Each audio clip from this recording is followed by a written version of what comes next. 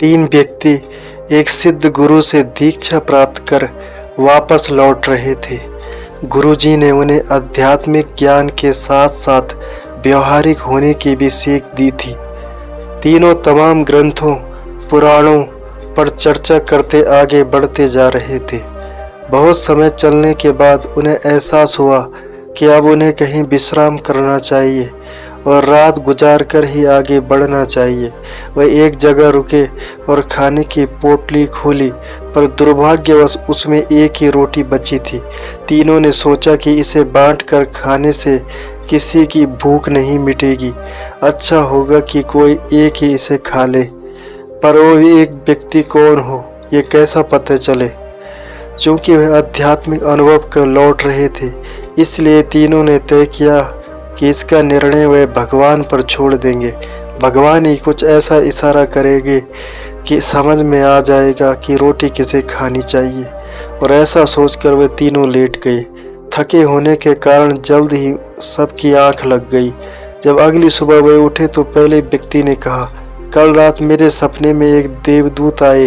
वे मुझे स्वर्ग की सैर पर ले गए। सचमुच इससे पहले मैंने कभी ऐसे दृश्य नहीं देखे थे। असीम शांति, असीम सौंदर्य मैंने हर जगह देखी।